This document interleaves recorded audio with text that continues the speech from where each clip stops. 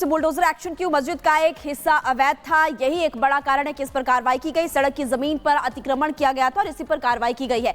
Bulldozer से अवैध हिस्सा जो है उसको गिराया गया है और सड़क चौड़ीकरण के लिए इस पर एक्शन भी लिया गया और पीडब्ल्यूडी ने दरअसल नोटिस जारी किया था। उसके बाद ही आपको जानकारी दे दें कि ध्वस्तीकरण का नोटिस दिया गया था और अब फतेहपुर से बुलडोजर एक्शन जो है वहां की तस्वीरें सामने आ रही है। इससे पहले भी आपको 2 तस्वीरें हम दिखा रहे थे और कारण क्या है?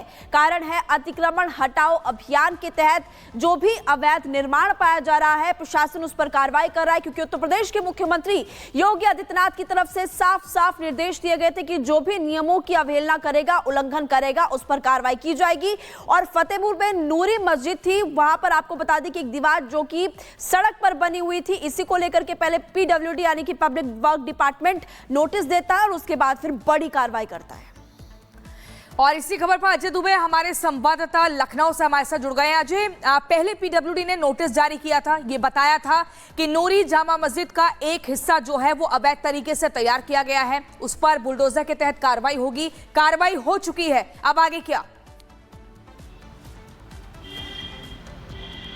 अब बिल्कुल देखिए, बेहद शांतिपूर्ण तरीके से कार्रवाई हुई है और डिप्लॉयमेंट पुलिस का जबरदस्त रहा। 10 थाने की जो पुलिस है वो लगी थी और बड़े सीनियर अधिकारी भी उस मौके पर मौजूद रहे।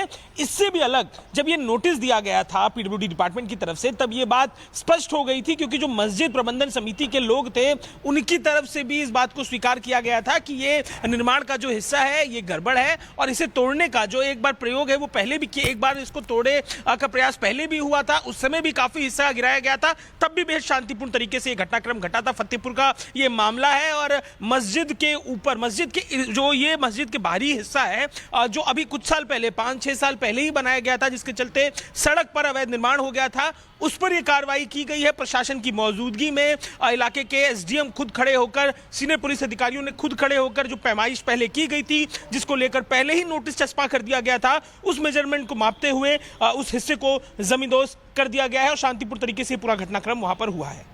ठीक है, शांतिपूर्ण तरीके से कार्रवाई की गई है और आप लगातार जानकारी दे भी रहे हैं, बहुत शुक्रिया जानकारी देने के लिए।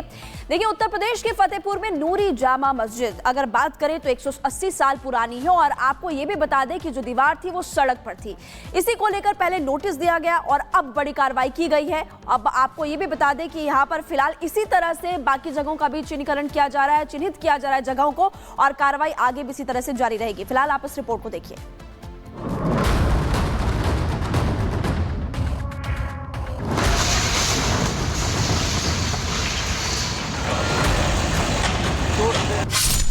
मस्जिद के नाम पर कब्जा, योगी का बुलडोजर चला।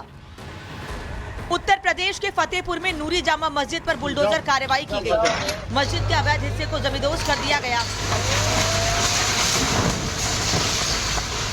इस दौरान मौके पर बड़ी संख्या में पुलिस फोर्स तैनात रही। बताया जा रहा है कि नूरी मस्जिद को गिराने के लिए पहले ही पीडब्ल्यूडी विभाग ने नोटिस भेजा था। नोटिस जारी होने के 1 महीने बाद भी जब मस्जिद के अवैध हिस्से को खुद नहीं हटाया गया तो आज सुबह प्रशासन का बुलडोजर मौके पर पहुंच गया और मस्जिद के अवैध हिस्से को धड़ाधड़ गिरा दिया गया।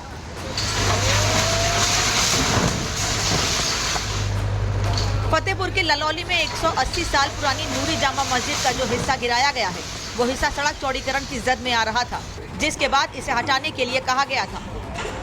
बताया जा रहा है कि नेशनल हाईवे 335 के दोनों किनारों पर चौड़ीकरण होना है, जिसके माप के दौरान नूरी जामा मस्जिद का 150 वर्ग फुट का हिस्सा अवैध पाया गया। पीडब्ल्यूडी की टीम ने हिस्से को ध्वस्त करने के लिए चिन्हित किया और 17 अगस्त को मस्जिद कमेटी को नोटिस भेजा गया, लेकिन मस्जिद कमेटी की ओर से अब तक कोई एक्शन नहीं लिए जाने पर प्रशासन ने अवैध हिस्से को ध्वस्त कर दिया। इस दौरान मौके पर additional SP, ADM, RAF, PAC समेत रैपिड एक्शन फोर्स और जनपद के कई थानों की पुलिस मौजूद रही। जामा मस्जिद के इंतजामिया कमेटी की ओर से धार्मिक, सांस्कृतिक और सामाजिक केंद्र का हवाला देते हुए पीडब्ल्यूडी के ध्वस्तीकरण के नोटिस को चुनौती दी गई है। इलाहाबाद हाईकोर्ट से नोटिस पर स्टे लगाने की मांग की गई है। हालांकि केस टेकअप नहीं हो पाने की वजह से बीते 6 दिसंबर को होने वाली सुनवाई टाल दी गई। मामले पर अब 13 दिसंबर को सुनवाई होनी है। Bureau report, Republic Bharat.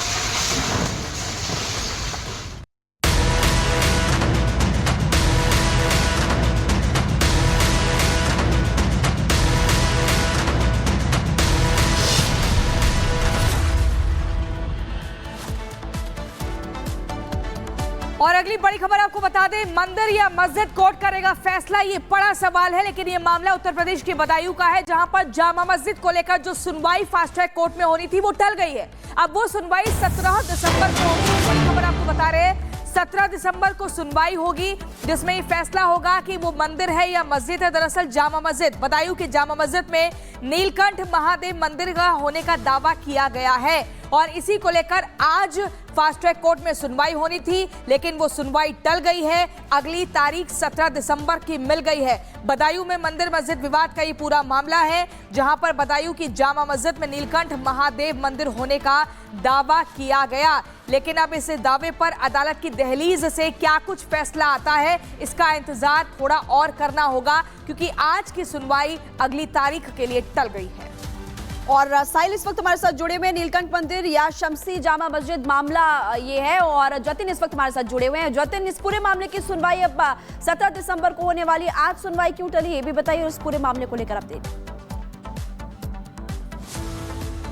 आज बिल्कुल देखिए, अब जो अगली सुनवाई है वो 17 तारीख को होनी है। हालांकि आज सुनवाई होनी थी, लेकिन कंडोलेंस के चलते आज जो कोर्ट है वो नहीं बैठी। एक सीनियर जो वकील है उनका देर रात देहांत हुआ, उसी कंडोलेंस के चलते आज कोर्ट जो है वो नहीं बैठा है। अब 17 तारीख इस पूरे मामले में अगली तारीख दे दी गई है।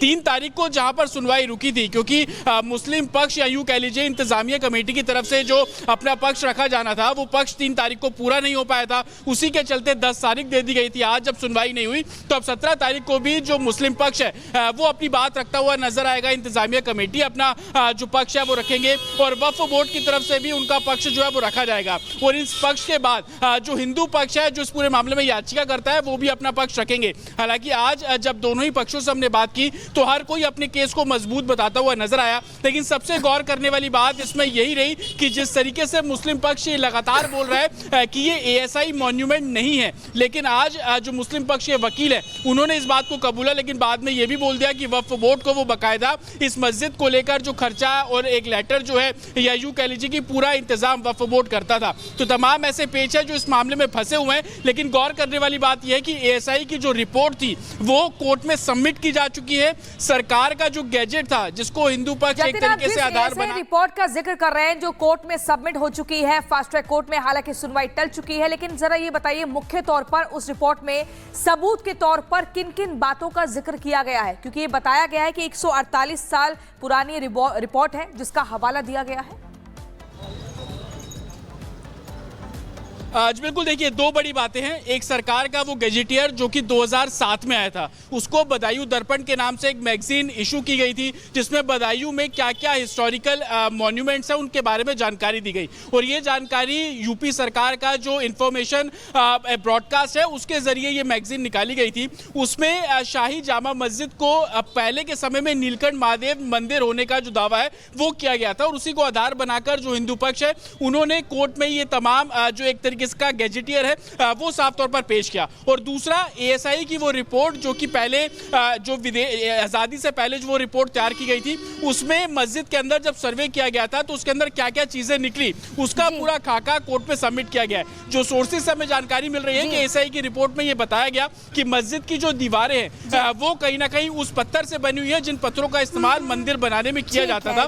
तमाम ऐसे सबूत है जिनको आधार बनाकर कोर्ट में सबमिट किया गया है। वो दरअसल जो पत्थर थे उस वक्त में मंदिर वो हुआ करता था, इस तरह के दावे किए जा रहे। बहुत बहुत शुक्रिया जानकारी देने के लिए। लेकिन अब आपको बताते हैं जामा मस्जिद वर्सेस नीलकंठ मंदिर, क्या प्रमाण, पहले प्रमाण की अगर बात करें तो एएसआई की 148 साल पुरानी रिपोर्ट है, और दूसरा प्रमाण हिंदू पक्ष की दलील है कि सरकारी गैजेटर में भी ये सबूत मिले। इस तरह के दावे लगातार किए जा रहे हैं। यह भी आपको बता दें कि पहले प्रमाण में एएसआई के संस्थापक अलेक्जेंडर कनिंघम की ये रिपोर्ट है, और उस रिपोर्ट के मुताबिक हिंदू मंदिर के ध्वस्त करने की बात उसमें लिखी गई है। ये हिंदू पक्ष लगातार दावा भी कर रहा है। पेज नंबर 4 पर मंदिरों के अवशेष पर मस्जिद होने का दावा भी किया जा रहा है, और हिंदू मंदिर के ध्वस्त करने का दावा उस वक्त किया गया कि उस वक्त हिंदू मंदिर ध्वस्त किया गया तो तब यहां पर मस्जिद बनी थी।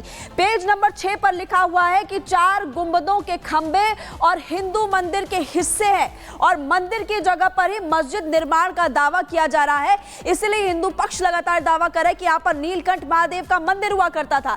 तो ये पहला प्रमाण आपको बता रहे हैं। दूसरा प्रमाण बता रहे हैं हिंदू पक्ष की दलील क्या है वो भी आपको लगातार हम इस वक्त बता रहे हैं, और इसलिए विवाद लगातार गहराता हुआ नजर आ रहा है। हालांकि इस पूरे मामले को लेकर अब 17 दिसंबर को सुनवाई होने वाली है। क्या कुछ निकलकर सामने आता है वो देखना महत्वपूर्ण होगा।